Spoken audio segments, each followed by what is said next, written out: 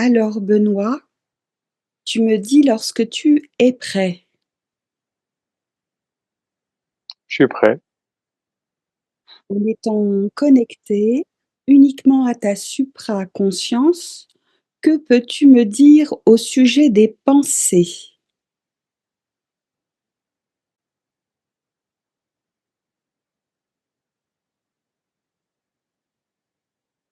Les pensées, les fleurs. Non, les pensées. On est né en tant qu'être humain. Nos pensées. Les pensées qu'émettent les humains. D'accord. Et tu laisses venir tes impressions, peut-être des images, des sensations qui concernent les pensées en général.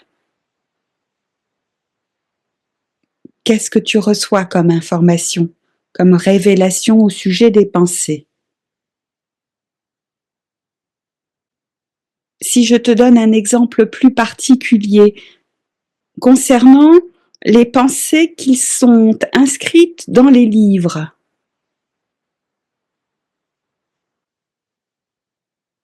Quand une personne émet des intentions qu'elle a transformées en pensées et qu'elle les a retranscrites en écriture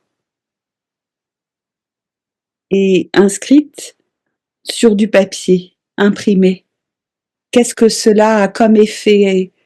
Que peux-tu me dire au sujet de ces empreintes-là? Le fait d'imprégner par écrit des pensées. Ben, il y a quelque chose, mais c'est que je trouve pas les mots pour exprimer ce qui me vient, en fait. Ah, Je dirais de la révélation. de la révélation.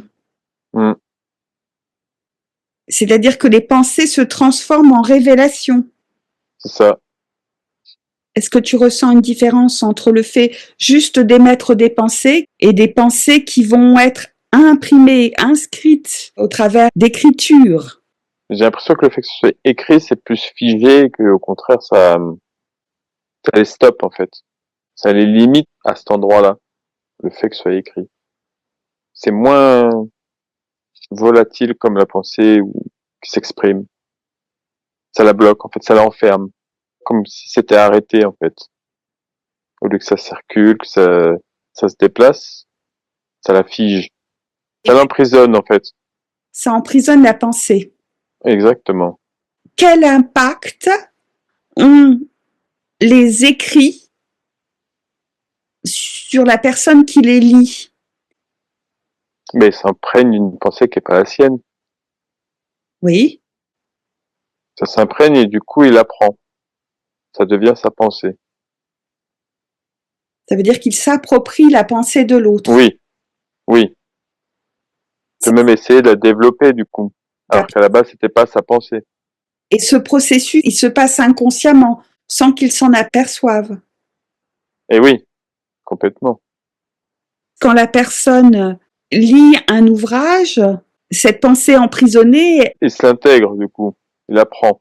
et en se l'appropriant, ça donne naissance peut-être à d'autres pensées. Oui. Oui, parce que ça va apporter une réflexion derrière.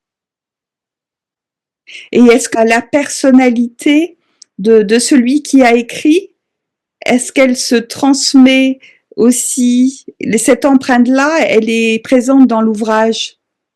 Ah oui, complètement. Parce que c'est sa pensée. C'est sa pensée. Ça s'imprègne en lui ou comment ça se passe? Ah oui, complètement.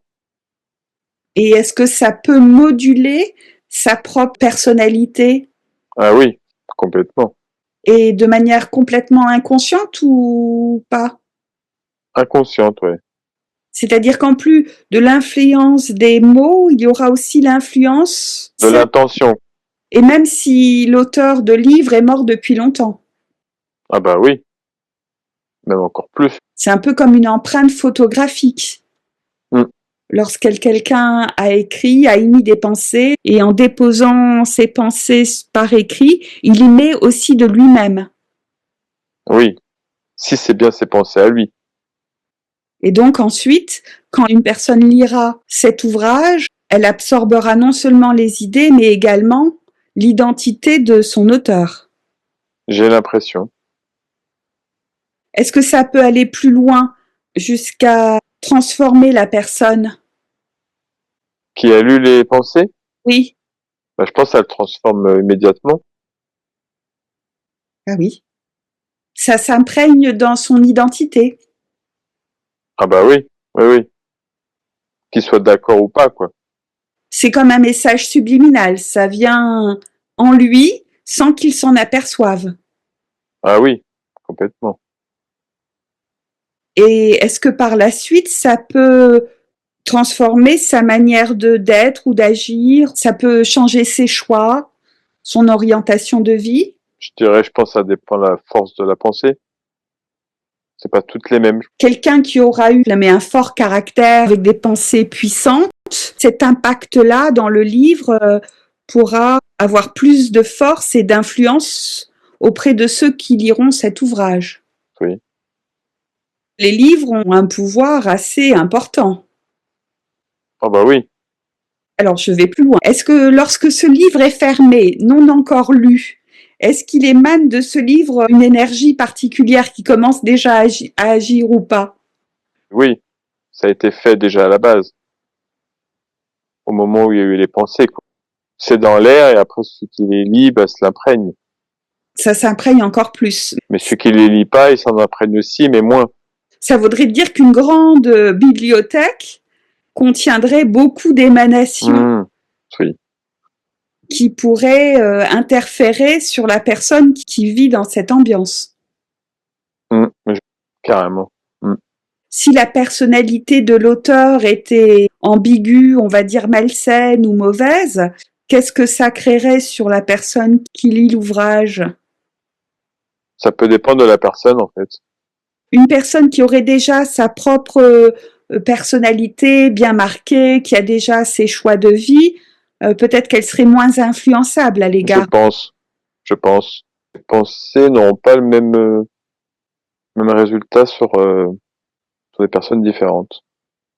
Et vis-à-vis d'une personne, par exemple, peut-être beaucoup plus jeune, qui n'a pas encore sa propre identité, ses propres convictions, Là, ça serait direct. il pourrait y avoir une influence très importante. Oui, ah oui. Tu disais, même quand le livre est fermé, l'influence peut continuer à agir. Et oui. Ça sous-entendrait quand même qu'il serait préférable que les livres soient un peu, par exemple, éloignés d'une chambre ou d'un espace de vie où on est là très souvent. Mais je pense qu'il faut y faire attention. Surtout à l'égard des plus jeunes. Oui. Parce que, imaginons, alors je donne un autre exemple, hein, de quelqu'un qui ait voulu écrire un livre avec beaucoup d'intention, de valeur, mais si la personne elle-même n'était pas tout à fait équilibrée, avait des contradictions, l'empreinte dans le livre sera associée aux deux, à la fois ses exigences de valeur et au déséquilibre de sa personnalité. J'ai l'impression, oui, que selon l'intention, même si c'est dans les livres et que c'est écrit, elle existe quand même. Et qu'elle peut ressortir ou agir sur quelqu'un en fonction de son aptitude, quoi. De son âge, de son caractère. Oui, de sa motivation, de ses désirs. De sa recherche aussi. Oui. De ses attentes. Que si tu conscientises pas, enfin, si tu t'en rends pas compte, tu peux passer à côté. Donc, c'est pas une obligation. Mais il y a le pouvoir de transmettre quand même une intention. Et plus l'auteur avait vraiment l'intention de transmettre des intentions, plus ces intentions peuvent avoir un impact auprès du lecteur, s'il est réceptif. C'est ça, c'est s'il est réceptif. J'ai l'impression que c'est pas comme une obligation, en fait. Même si la personne était très puissante, ça prendrait que sur un type de personne. Et si on fait le parallèle avec les films, dans les films aussi, il y a des pensées, il y a des intentions. Oui. Est-ce que ce serait un peu similaire ou l'impact que pourraient avoir des idées qui serait manifesté dans un scénario, dans un film? Est-ce que les gens peuvent s'en imprégner encore plus facilement qu'avec un livre? Alors c'est peut-être plus fort dans le film, mais ça peut avoir plus de force dans un livre. Dans le livre, tu m'as dit, les idées sont vraiment emprisonnées là. Elles sont dans un point très précis. Donc, il y a C'est une ça, concentration d'énergie qui après pourra avoir plus d'impact sur la personne. c'est ça. Alors que en film, j'ai l'impression que ça passe, mais ça passe quoi, ça s'arrête pas. C'est pas pareil. On s'en rend peut-être plus compte visuellement, mais ça a plus d'impact sur les écrits.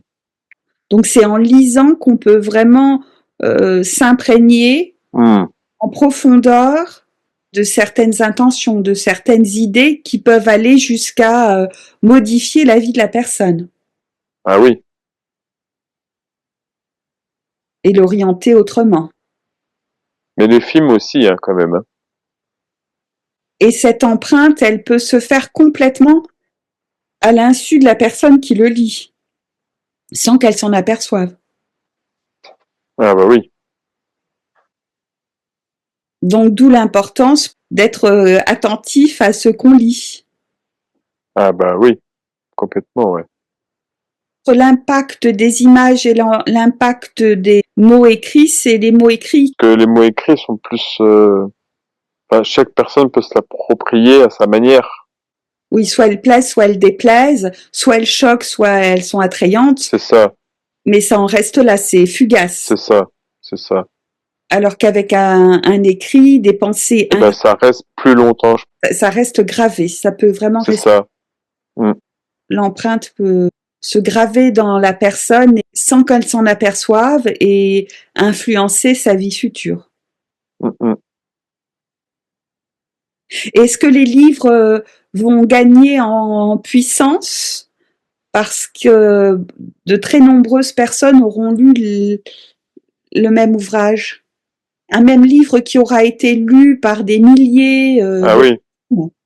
Est-ce que l'empreinte de chaque personne qui l'ont lu va rester vivant, présent dans l'ouvrage et lui donner plus de puissance et plus d'impact auprès des futurs lecteurs? c'est ce qui lui donne plus sa force, en fait. Plus il sera lu, plus il aura de puissance. Il lui permettra de captiver l'attention peut-être. Ouais, le même livre peut avoir plus de puissance, ouais.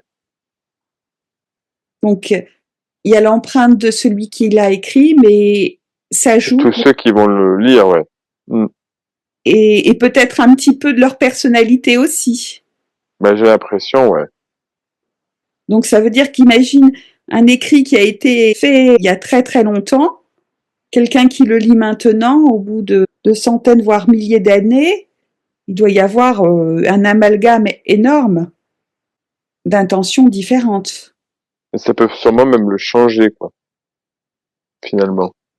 C'est-à-dire qu'ensuite, l'intention initiale de l'ouvrage peut, Évoluer ou changer en fonction du nombre de personnes qui l'auraient lu.